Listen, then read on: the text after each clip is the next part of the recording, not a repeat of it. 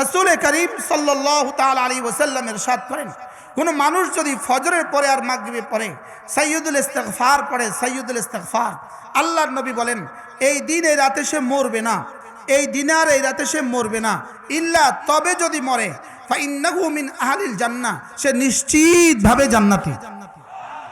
তাহলে এবার বলুন তো দেখি, সাইয়্যিদুল ইস্তিগফারটা আমাদের শিখে নেওয়ার কি পরিমাণ জরুরি, আমাদের শিখে নেওয়া কি পরিমাণ জরুরি, আর ফজরের পরে আর মাগরিবের পরে ইহতিমাম করা কি পরিমাণ জরুরি।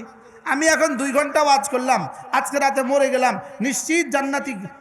কোন নবীও বলে নাই, আমাদের নবীজিও বলে নাই, লেকিন সাইয়্যিদুল ইস্তিগফার মাগরিবের পরে পড়বা আর এশার ফজরের পরে পড়বা, লাম ইয়ামুত ফি তিলকাল লাইলা, ওই রাতে সে মরবে না, আও ফি যালিকাল ইয়াউম, ওই দিনে সে মরবে না, ইল্লা তবে যদি মরে ফাইন্নাহু মিন আহলিল জান্নাহ, সে নিশ্চিত জান্নাতি। রাওয়াহুল বুখারী বাবু সাইয়্যিদুল ইস্তিগফার।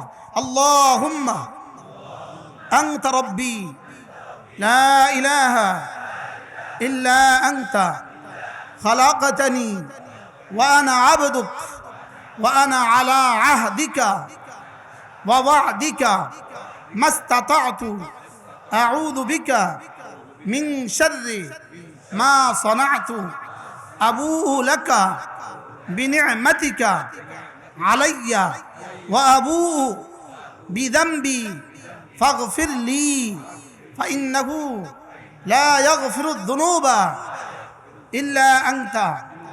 যান, হাসতে হাসতে বাড়ি চলে যান, আজকে রাতে যদি মরেন সব জান্নাতি।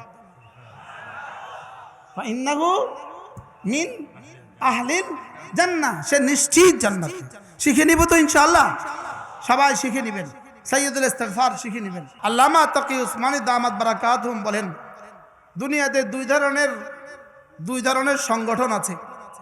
এক ধরনের সংগঠন হলো ইনফিরাদি জিন্দেগির ফিকির করে, আরেক ধরনের সংগঠন হলো ইজতেমাই জীবনের ফিকির করে। এক ধরনের সংগঠন ব্যক্তিগত জীবনের ফিকির করে, আরেক ধরনের সংগঠন সামাজিক জীবনের ফিকির করে। কি করে? এক ধরনের সংগঠন ব্যক্তিগত জীবনের ফিকির করে, আরেক ধরনের সংগঠন সামাজিক জীবনের ফিকির করে। আল্লামা তাকি উসমানী দামাত বারাকাতুহুম বলেন, যতক্ষণ পর্যন্ত ব্যক্তি জীবনওয়ালারা সামাজিক জীবনের ফিকির করবে না, আর যতক্ষণ পর্যন্ত সামাজিক জীবনওয়ালারা ব্যক্তি জীবনের ফিকির করবে না, ততক্ষণ পর্যন্ত হেদায়েত ওজুদে আসবে না। বুঝেন নাই কিছুই। ব্যক্তি জীবনওয়ালারা কি করতে হবে? সামাজিক জীবনের কি করতে হবে? ফিকির করা লাগবে। আর সামাজিক জীবনওয়ালারা ব্যক্তি জীবনের কি করা লাগবে? ব্যক্তি ভুলে সমাজ হবে না, সমাজ ভুলে শুধু ব্যক্তি দিয়ে হবে না, ব্যক্তি ভুলে সমাজ হবে না, আর সমাজ ভুলে শুধু ব্যক্তি দিয়ে কি? শুধু ব্যক্তি দিয়ে ব্যক্তি বাঁচা যেতে পারে। এই জন্য আমাদের নিজই জিন্দিগি, আপনার জিন্দিগি, নিজের জীবনকেও উঠাইতে হবে আল্লাহর দ্বীনের উপরে, আর সমাজকেও উঠাইতে হবে। এই দুই ফিকির আমাদেরকে একসাথে করতে হবে। নিজেকে ভুলে গিয়ে নয়, নিজেকে কি নয় বলেন, নিজেকে ভুলে গিয়ে নয়, নিজের আখিরাত ভুলে গিয়ে আরেকজনের আখিরাত না গোছানো। যে নিজের আখিরাত ভুলে গিয়ে আরেকজনের আখিরাত গোছাইতে যায়, তার নিজের আখিরাতও হয় না, আরেকজনের আখিরাতও হয় না। এই জন্য আমাকে আমার আখিরাত যেন কি, আমি যেন আমার আখিরাত ভুলে না যাই, আমি যেন আমার জীবনকে ভুলে না যাই, আর সমাজের জীবনও যেন আমি ভুলে না যাই। এই জন্য আমাদেরকে ব্যক্তি জিন্দিগিও সুন্দর করতে হবে, আমাদের সমাজ জীবনও কি করতে হবে? সুন্দর করতে হবে। এরপরে রাসূল করিম সাল্লাল্লাহু তাআলা আলাইহি ওয়াসাল্লাম ইরশাদ করেন, কোন মানুষ যদি 5 ওয়াক্ত নামাজের পরে সুবহানাল্লাহ 33 বার, আলহামদুলিল্লাহ 33 বার, আল্লাহু আকবার 34 বার পড়ে, আল্লাহর নবী বলেন এভাবে হবে 100 বার, 5 নামাজে হবে 500 বার, আর ঘুমাবার সময় পড়বে 100 বার, এভাবে হবে 600 বার। 5 নামাজে হবে 500 বার, ঘুমাবার সময় 100 বার, এভাবে হবে 600 বার। রাসূল করিম সাল্লাল্লাহু তাআলা আলাইহি ওয়াসাল্লাম দুটো হাদিস আমি একসাথে মিলিয়ে দিচ্ছি। 1 নাম্বার হাদিস, যাও আল্লাহ তাআলা সবগুলো গুনাহ মাফ করে দিবেন। 2 নাম্বার হাদিস, যাও সোজা জান্নাতে চলে যাবা। তাহলে আমি দুটোটা মিলিয়ে দিলে তরজমা কি? গুনাহ মাফ করে জান্নাতে দিয়ে দিবেন। তরজমা কি? গুনাহ মাফ করে কি দিয়ে দিবেন? আচ্ছা, ওয়াজটা সহজ কেমন আর দাম কেমন? সহজ কদ্দুর আর দাম কদ্দুর? দাম দুইটা। গুফরাত খাতায়াহু ওয়ালাউ কাসুরাত, গুফরাত খাতায়াহু ওয়ালাউ কাসুরাত, তোমার গুনাহ যত বেশি হোক না কেন মাফ। এবারে দাখালাল জান্নাহ, সোজা জান্নাতে চলে যাবা। এরপরে রাসূল বলেন তুমি পড়বা 100 বার, মিজানে উঠে যাবে 1000 বার। তাহলে 5 নামাজে 500 বার, মিজানে উঠে যাবে 5000 বার। আর ঘুমাবার সময় 100 বার, মিজানে উঠে যাবে 1000 বার। 5000 যোগ 1000 সমান 6000 বার। এবার হযরত আব্দুল্লাহ ইবনে আব্বাস রাদিয়াল্লাহু তাআলা আনহু বলেন কোন মানুষ যদি প্রতিদিন 300 বার জিকির করে, 300 বার, হযরত আব্দুল্লাহ ইবনে আব্বাস রাদিয়াল্লাহু তাআলা আনহু বলেন আমি কথা দিচ্ছি আরজু মিনাল্লাহ, আমি আশা করছি আল্লাহ তাআলা তাকে হাসরের ময়দানে তুলবেন না, ইল্লা তবে অবশ্যই তুলবেন সবচেয়ে বেশি জিকির করনেওয়ালা বানায়া। কয়বার পড়লে? কোন মুসলমান যদি 300 বার জিকির করে সে জিকির কাসির ওয়ালা হয়ে হাসরের ময়দানে উঠবে, সবচেয়ে বেশি জিকির ওয়ালা হয়ে হাসরের ময়দানে উঠবে। কি ভাই পারবো না? ইনশাআল্লাহ। আল্লাহ আমাকে তৌফিক দান করেন, আল্লাহ যেন জীবনের শেষ দিনে পড়ার তৌফিক দান করেন। প্রসঙ্গ দূরে চলে গেছে। ওয়াল ফজরে ওয়া লায়ালিন আশরে, ওয়াল ফজরে মানে কি? ফজরের কসম। ফজর সবচেয়ে বেশি দামি। এজন্য উম্মতি মুসলিমা এটা বিখ্যাত কিতাব, মিশরের এক ডক্টর লিখেছেন। ওই কিতাবটার বাংলা তরজমা হয়েছে, বাংলা হয়েছে ফজর আর করব না কাজা। কি লিখছে বলেন? বইটার নাম কি? ফজর আর করব না কাজা। মিশরের কায়রোতে একটা কনফারেন্স হয়েছে, সারা পৃথিবীর স্কলারদেরকে দাওয়াত দেওয়া হয়েছে। তো ওই স্কলারদের মধ্যে একজন ছিলেন মিশর কায়রো ইউনিভার্সিটির এক প্রফেসর। তিনি শেষ পর্যন্ত এই কথাটা লিখলেন।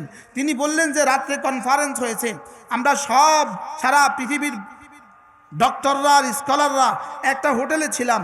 সকালবেলা হোটেলের লবিতে যে মসজিদ ছিল, মসজিদে তিনি বলেন যে আমি দেখলাম আমি ছাড়া মসজিদে আর কেউ নাই।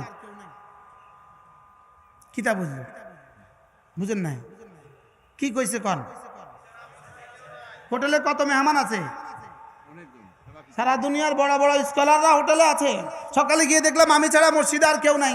তো তিনি বললেন যে আমি ভাবলাম যাক আজকে তো হয়তো সব মুসাফিররা দূর দূর থেকে আসছে, ক্লান্ত শ্রান্ত, এজন্য আসতে পারে নাই। তো দ্বিতীয় দিন আমি একই দৃশ্য দেখলাম, দ্বিতীয় দিনও দেখলাম কেউ নাই। তো তৃতীয় দিন আমি আমার সাইডম্যানকে জিজ্ঞেস করলাম, ভাইয়া শরীর খারাপ?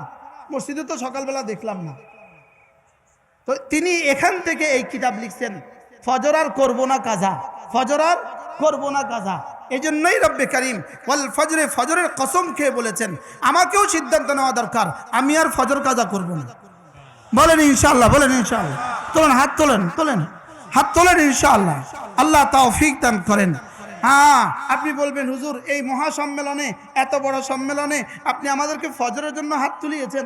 যদি ফজরই আপনাদের জীবনে ঠিক হয়ে যায়, বাকি সব ঠিক করে দেওয়ার দায়িত্ব আল্লাহ। কি হয়? এই জন্য চলেন নিয়ত করি আমরা ইনশাআল্লাহ আজ থেকে আর ফজর ছাড়বো না ইনশাআল্লাহ। বলেন, আবার বলেন ইনশাআল্লাহ।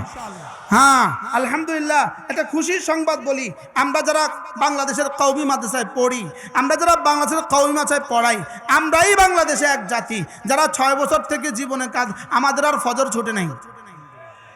আলহামদুলিল্লাহ বলেন, বলেন আমরাই এক জাতি 6 বছর আর 7 বছরের পর থেকে আমাদের আর কিছু নাই। বলেন আমাদের আর ফজর কি? আমাদের আর ফজর ছুটে নাই। বলেন এই দেশে ফজর ছুটে না কাদের?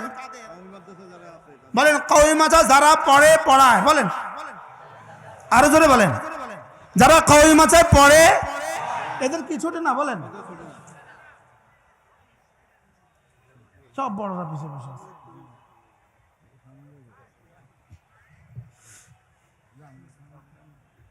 আরো বড় যারা ফজর পড়ে পড়া এদের কি ছুটে না? বলেন কওমি মাদ্রাসায় পড়ে পড়া এদের কি ছুটে না? আবার বলেন এদের কি ছুটে না? এদের ফজর ছুটে না। তো যাদের জীবনে কখনো ফজর ছুটে নাই, এদেরকে যদি কেউ বলে এরা দিনের কি কাজ করে, তাহলে কি বোঝা যাবে? যেমন ধরেন একজনে অনার্সের পর থেকে তার আর ফজর ছুটে না, মাস্টার্সের পর থেকে তার আর এশরাক ছুটে না। বুঝেন নাই কথা? মাস্টার্সের পর থেকে তার আর কি ছুটে না? এশরাক ছুটে না। মাস্টার্সের পর থেকে বা অনার্স 3rd ইয়ারের পর থেকে, অনার্স 2nd ইয়ারের পর থেকে তার আর তাহাজ্জুদ ছুটে না। আপনি বলুন তো দেখি, বুঝে থাকলে বলুন তো দেখি, কত বছর একটা না তাহাজ্জুদ পড়লে একদিনের ফজরের কাফারা হবে? বুঝতে পারলাম না। সারা জীবনের তাহাজ্জুদ দিয়ে একদিনের ফজরের কাফারা হবে? আবার বলেন সারা জীবনের তাহাজ্জুদ দিয়ে একদিনের ফজরের কাফারা হবে? তা এখন বাংলাদেশে বাকিওয়ালা নগদ ডলারে ধমকা। কারা কাদেরকে ধমকায় বলেন? বাকিওয়ালা কি? বাকিওয়ালা নগদ ডলারে ধমকা। এতে সারা জীবনের বাকি রয়ে গেছে গা, এতে নগদ ডলারে ধমকা। এই জন্য আমরাই এক জাতি, বুকে হাত দিয়ে তো আমরা বলতে পারি আমরাই কওমি মাযহাব পড়ুয়ারা এক জাতি, আমরাই দেওবন্দিরা এক জাতি। আমরা আলহামদুলিল্লাহ ফজরও পড়ি, তাহাজ্জুদও পড়ি। আলহামদুলিল্লাহ আমাদের ফজর ছুটে না, বলেন আমাদের কি ছুটে না বলেন? এই জন্য মান সাল্লা সালাতাল ফজর ফাহুয়া ফি জিম্মাতিল্লাহ, ফজরের নামাজ যে পড়ে আল্লাহ তাআলার জিম্মাতে সে ঢুকে যায়। এই জন্য আমরা আল্লাহর জিম্মাতে আছি, আলহামদুলিল্লাহ বলেন। আমরা কার জিম্মাতে আছি বলেন? এই হাদিসের শেষ অংশে আছে মান সাল্লা সালাতাল ফজরে ফাহুয়া ফি জিম্মাতিল্লাহ। এর শেষ অংশে আছে যে আল্লাহর জিম্মা থেকে অধিকার হরণ করে, যে আল্লাহর জিম্মায় কাউকে খুন করে, যে আল্লাহর জিম্মায় কাউকে আঘাত করে, আল্লাহর জিম্মাতে থাকা কাউকে যদি আঘাত করে আল্লাহ তাআলা তার ঘাড় মটকায়া দেয়। এই হাদিসের শেষ অংশে আছে, রাওয়াহুল বুখারী। আল্লাহর জিম্মাতে আল্লাহ ওমাই ইয়াহতিক মা ফি জিম্মাতিল্লাহ, যে আল্লাহর জিম্মাতে থাকা কারণে যদি আঘাত করে তো আল্লাহ তাআলা তার ঘাড় মটকায় দেয়। এজন্য আমরা কার জিম্মাতে আছি বলেন? কার জিম্মায়? আবার আমরা কার জিম্মায়? আল্লাহর জিম্মায়। আমরা সরাসরি আল্লাহর জিম্মায়। আমরা কেন আল্লাহর জিম্মায়? আরো কারণ আছে। আল্লাহ তাআলা বলেন শাহিদাল্লাহু আন্নাহু লা ইলাহা ইল্লাহু ওয়াল মালাইকাতু ওয়া উলুল ইলমি কাইমান বিল কিসত লা ইলাহা ইল্লা হুয়াল আজিজুল হাকীম। আল্লাহ তাআলা বলেন আমি হলাম বাদী। আমি হলাম কি? আল্লাহ হলেন বাদী। পৃথিবীর সমস্ত কুফফার হলো বিবাদী, সমস্ত কুফফার হলো বিবাদী। আর মামলাটা হলো লা ইলাহা ইল্লাল্লাহ। লা ইলাহা ইল্লাল্লাহ হলো কি? মামলা। বলেন মামলা কি? লা ইলাহা ইল্লাল্লাহ। এটা হলো দাবি। লা ইলাহা ইল্লাল্লাহ হলো কি? দাবি। মুকদ্দমা হলো লা ইলাহা ইল্লাল্লাহ। আর বাদী কে? আল্লাহ স্বয়ং বাদী। এবার বিবাদী কে? সারা পৃথিবীর সমস্ত কুফফারদের সামনে আল্লাহ তাআলা আওয়াজ তুলেছেন, দাবি তুলেছেন লা ইলাহা ইল্লাল্লাহ, আল্লাহ ছাড়া কোনো মাবুদ নেই। এ হলো আল্লাহ তাআলার পক্ষ থেকে দাবি। আমি যেন জিজ্ঞেস করলাম আল্লাহ আপনি ছাড়া কোনো মাবুদ নাই, এটা যদি দাবি হয় দাবির পক্ষে কিন্তু সাক্ষী লাগে, দাবির পক্ষে কিন্তু সাক্ষী লাগে। আপনার এই দাবির পক্ষে সাক্ষী কি? তা আল্লাহ তাআলা বলেন আমার এই দাবির পক্ষে 1 নম্বর সাক্ষী আল্লাহ, আমি নিজের সাক্ষী। 2 নম্বর সাক্ষী ওয়াল মালাইকা, আমার সমস্ত ফেরেশতারা সাক্ষী। 3 নম্বর সাক্ষী উলুল ইলমি, যাদের কলিজা আমি ইলম দিয়েছি, ইলমওয়ালারা আমার এই মামলার পক্ষে সাক্ষী। বলেন আল্লাহর মামলার পক্ষে সাক্ষী কে কে? বলেন বলেন আল্লাহ নিজেই। বলেন কে? 2 নাম্বার ফেরেশতারা। 3 নাম্বার আমি যদি বিবাদী হই, বিবাদী কিন্তু সাক্ষী দেখা ছাড়া বিবাদী সাক্ষী গ্রহণ করতে রাজি না, কারণ আমি সাক্ষী দেখি নাই। আল্লাহ দেখা যায় না, ফেরেশতা দেখা যায় না, তো বিবাদী সাক্ষী গ্রহণ করবে কেন? মামলা গ্রহণ করবে কেন? এই মোকদ্দমা গ্রহণ করবে কেন? এই দাবি গ্রহণ করবে কেন?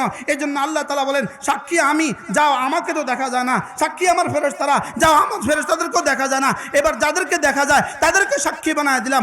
উলুল ইলমি কাইমান বিল কিসত, সারা দুনিয়াতে যাদের কলিজা আমি ইলম দিয়েছি এরা হলো সাক্ষী। এবার বলেন মামলাটা কি? আবার বলেন মামলাটা কি? লা ইলাহা ইল্লাল্লাহ। এজন্য আমাদের দাওয়াতে তাবলীগের অপর নাম ছিল তাহরিক ঈমান, এটার নাম ছিল তাহরিক ঈমান। এটা ছিল লা ইলাহা ইল্লাল্লাহর আন্দোলন। এটা কিসের আন্দোলন বলেন? লা ইলাহা ইল্লাল্লাহর আন্দোলন। তো লা ইলাহা ইল্লাল্লাহর আন্দোলন হবে, আল্লাহ হবেন সাক্ষী। আর কে সাক্ষী? ফেরেশতারা হবেন সাক্ষী। আর কে সাক্ষী?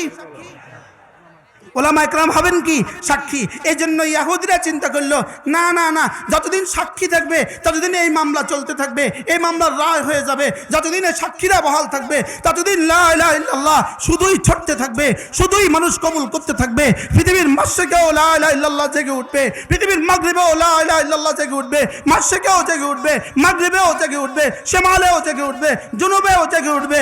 আমেরিকায় কোনো দ্বীপ হবে সেখানেও লা ইলাহা ইল্লাল্লাহ ওয়ালা হবে। আটলান্টিক মহাসাগর কোনো দ্বীপ হবে সেখানেও লা ইলাহা ইল্লাল্লাহ ওয়ালা হবে। ওরা দেখলো গবেষণা করে সাক্ষী কারা? সাক্ষী হলো ওলামা একরাম। এবার দেখলো ওলামা একরামকে যদি বিতর্ক করে দিতে পারো, এদেরকে যদি ক্ষান্ত করে দিতে পারো, এদের থেকে যদি উম্মতকে বিচ্ছিন্ন করে দিতে পারো, ওদেরকে যদি দু চারজনকে মাইরা পিটায় যদি ওদেরকে শেষ করে দিতে পারো, তো কালেমায়ে তাইয়্যিবা লা ইলাহা ইল্লাল্লাহ শেষ হয়ে যাবে। এই জন্য এরা পৃথিবীতে হাজারো দল উপদল তুলছে, এরা তুলছিল কাদিয়ানীদেরকে তুলছে, লেকিন উম্মত ওদেরকে খায় নাই, ওদেরকে ঘৃণাবারে প্রত্যাখ্যান করছে। ওরা লেজবিদেরকে তুলছে, উম্মত ঘৃণাবারে প্রত্যাখ্যান করছে। ওরা আহলে হাদিস তুলছে, উম্মত ঘৃণাবারে প্রত্যাখ্যান করছে। যাকেই তোলে তাকেই উম্মত ঘৃণাবারে প্রত্যাখ্যান করে। শেষ তক তারা সাদিয়ানি গুন্ডাদেরকে আমাদের বিরুদ্ধে তুলছে, লা ইলাহা ইল্লাল্লাহ সাক্ষীদের বিরুদ্ধে তুলছে, এই গুন্ডাদেরকে তুলছে, খুনিদেরকে তুলছে, ওয়াসিফ গণদেরকে তুলছে। রব্বে কারীমের সিদ্ধান্ত আমার সাক্ষীদেরকে হত্যা করে আমার সাক্ষী জমিন থেকে বন্ধ করে দিবা, এটা হবে না। হত্যার মূল কারণ কি বুঝে আসছে?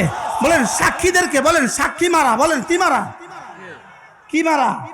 তাহলে সাক্ষী মারার উদ্দেশ্য কি? মামলা গায়েব করা। সাক্ষী মারার উদ্দেশ্য কি বলেন? আবার বলেন সাক্ষী মারার মূল উদ্দেশ্য কি? ওরা মনে করছে 4 জনকে হত্যা করে দিলেই মাদ্রাসা মিটে যাবে। না 40 জনকে হত্যা করলেও মিটবে না। না 4000 হত্যা করলেও মিটবে না। না 40,000 হত্যা করলেও মিটবে না। না 40 লাখ হত্যা করলেও মিটবে না। ইসলাম মিটাবার জন্য আসে নাই, কালেমা মিটার জন্য আসে নাই, কোরআন মিটার জন্য আসে নাই। এই জন্য 4 জনকে হত্যা করছে। কয়জনকে হত্যা করছে বলো? হত্যা করছে কি লিগা? মামলা সাক্ষী কি করার জন্য? ওই ইহুদিদের তো জানা নাই, ওই ইহুদিদের তো জানা নাই, ওই নাসারাদের তো জানা নাই। না ব্রিটিশ 4 জনকে হত্যা করে নাই, শুধু 40 জনকে হত্যা করে নাই, শুধু 400 জনকে হত্যা করে নাই, শুধু 4,000কে হত্যা করে নাই, শুধু 40,000কে হত্যা করে নাই। ব্রিটিশ দিল্লির চাঁদনি চক থেকে খায়বার পর্যন্ত প্রতিটা গাছে একজন আলেমের দ্বীনকে ফাঁসির কাছে ঝুলিয়েও এদেশ থেকে ইলম মুছতে পারে নাই, ইসলাম মুছতে পারে নাই, মাদ্রাসা মুছতে পারে নাই, মসজিদ মুছতে পারে নাই। ইনশাআল্লাহ কিয়ামত পর্যন্ত মুছবেন।